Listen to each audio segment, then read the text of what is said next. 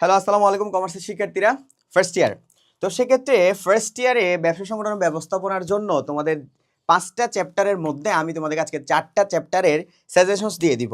এই 4টা চ্যাপ্টারের মধ্যে কোন কোন টপিকগুলো এখন থেকে পড়াশোনা করা শুরু করবা এবং কোন কোন টপিকগুলো পড়লে তুমি মোটামুটি সিকিউতে কমন পাবা, এবং এই টপিকগুলো যদি এখন থেকে একটু শেষ করে রাখতে পারো তোমার অ্যাডমিশনও অনেক বেশি কাজে দিবে।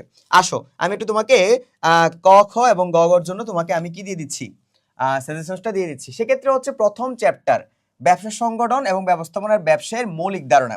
এখান থেকে তুমি কি পড়বা, যেমন ক খর জন্য তুমি পড়বা হচ্ছে শিল্প সংক্রান্ত বিষয়গুলা, বাণিজ্যের কাকে বলে, হ্যাঁ, উপযোগ কোনটি কোনটি কোন উপযোগ, প্রমিতকরণ, পর্যায়িতকরণ, হ্যাঁ, প্রত্যক্ষ সেবা, হ্যাঁ, তারপর হচ্ছে সামাজিক ব্যবসা। এগুলো আমাদের ক খর জন্য অনেক বেশি ইম্পর্টেন্ট। আর গ ঘর জন্য হচ্ছে কি আমাদের হচ্ছে ব্যবসায়ের সংজ্ঞা, শিল্প, বাণিজ্য, শিল্পের যে প্রকারভেদগুলো আছে প্রক্রিয়া ভিত্তিক, হ্যাঁ, তো সেক্ষেত্রে হচ্ছে প্রাথমিক শিল্প, মাধ্যমিক শিল্প, এগুলো একটু দেখার চেষ্টা করবা। প্রত্যক্ষ সেবা, পুনরপ্তানি কনসেপ্টটা একটু বেশি দেখার চেষ্টা করবা, কারণ তুমি দেখবা ঘ এবং গতে যে সকল প্রশ্নগুলো আসে মোস্ট অফ দ্য কেসেস পুনরপ্তানি থেকে সবচেয়ে বেশি আসে। তো ফার্স্ট ইয়ারে তোমাকে এই জিনিসটা অনেক বেশি হেল্প করবে। তারপর আমদানি রপ্তানির সংজ্ঞা, বিভিন্ন প্রকারের শিল্পের সংজ্ঞা এবং প্রকারভেদগুলো, যেমন যৌগিক শিল্প, হ্যাঁ, বিশ্লেষণ শিল্প, ওকে, মাধ্যমিক শিল্প, প্রাথমিক শিল্প, এই টপিকগুলো একটু ভালো মতন এখন থেকে একটু স্টার্ট করবা পড়াশোনা, ওকে। দেন এক মালিকানা ব্যবসায়ের ক্ষেত্রে হচ্ছে কখর জন্য দেখবা হচ্ছে কি তোমার এক মালিকানা ব্যবসার সংজ্ঞাটা দেখবা, তারপর হচ্ছে বৈশিষ্ট্যগুলো দেখবা, উপযুক্ত ক্ষেত্রগুলো দেখবা, এবং স্বাধীন সত্তা এবং কৃত্রিম ব্যক্তি সত্তা কাকে বলে, অনিশ্চিত স্থায়িত্ব কি, এই বিষয়গুলো একটু দেখার চেষ্টা করবা। সেক্ষেত্রে কৃত্রিম ব্যক্তি সত্তা বা স্বাধীন সত্তা কথাটা হচ্ছে কি আমাদের খ নাম্বার একটু বেশি আসে, ওকে।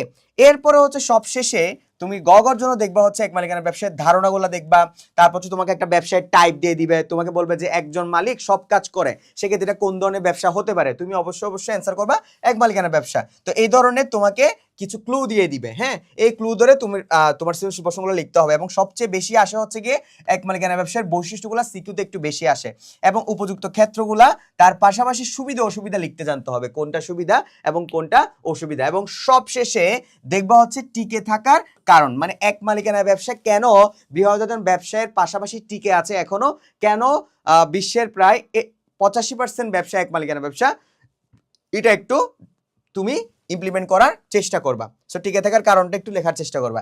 এবং আরেকটা গুরুত্বপূর্ণ চ্যাপ্টার হচ্ছে অংশীদারি ব্যবসা। এই ক্ষেত্রে হচ্ছে গিয়ে ক খর জন্য কি দেখবা, যেমন অংশীদারি ব্যবসার সংজ্ঞাটা দেখবা, বৈশিষ্ট্যগুলো দেখবা, প্রতিটি অংশীদারদের সংজ্ঞা দেখবা, চুক্তি, তারপর হচ্ছে তোমার নিবন্ধন, হ্যাঁ, ও নিবন্ধন পত্র, সীমাবদ্ধ অংশীদার সম্পর্কিত ধারণা, অংশীদার হতে পারে না, হ্যাঁ, কারা, এই ধরনের বিষয়গুলো একটু দেখার চেষ্টা করবা।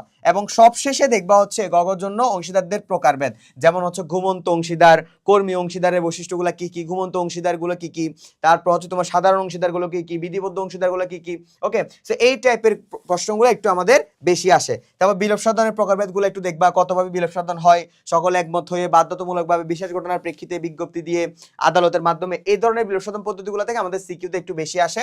এবং নিবন্ধন না করার পরিণাম সম্পর্কে একটু দেখে নিতে পারো, যদি এটা হচ্ছে 1 স্টার টপিক, এখান থেকে অনেক সময় পরীক্ষায় কমন আসে না। তারপর হচ্ছে অন্যতম একটা গুরুত্বপূর্ণ চ্যাপ্টার, সেটা হচ্ছে তোমার কোম্পানি। এখন কোম্পানি চ্যাপ্টারটা অনেকেই পড়তে চায় না, না পড়ার কারণ হচ্ছে কোম্পানি চ্যাপ্টারটা বড়।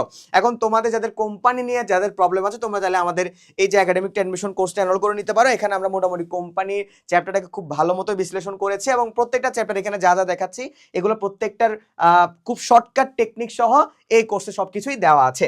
এবং কোম্পানির ক্ষেত্রে কোন কোন টপিকগুলো দেখবা, এবং বিভিন্ন প্রকার কোম্পানির সংজ্ঞা দেখবা, হ্যাঁ, যেমন সংবিধিবদ্ধ কোম্পানির সংজ্ঞা দেখবা, হ্যাঁ, প্রাইভেট লিমিটেড কোম্পানির সংজ্ঞা দেখবা, পাবলিক লিমিটেড কোম্পানির সংজ্ঞাগুলো দেখবা, স্মারকলিপি কি, স্মারকলিপির অপর নামগুলো দেখবা, হ্যাঁ, মেমোরেন্ডাম অ্যাসোসিয়েশন কাকে বলে, ব্লু প্রিন্ট কেন বলা হয়, হ্যাঁ, এই টাইপের জিনিসগুলো একটু দেখে রাখবা। পরিমেল লেভেলের পরিবর্তে আমরা কি ইউজ করতে পারি, টেবিলে গ্রহণ করতে পারি। তারপর বিবরণপত্র বা প্রসপেক্টাস কাকে বলে, কার্য নম্বর, অনুমতিপত্র কাদের সংগ্রহ করতে হয়, এই টাইপের পড়াগুলো একটু বেশি দেখবে। তারপর কৃত্রিম ব্যক্তি সত্তা কাকে বলে, এটা খ নম্বরে আসবে, এটা কিন্তু খ নম্বরে আসবে। চিরন্তন অস্তিত্ব খ নম্বরে আসবে। তারপর সসীম দায় সম্পন্ন ব্যবসা, ওকে। তারপর হোল্ডিং এবং সাবসিডিয়ারি ক নম্বরে আসবে।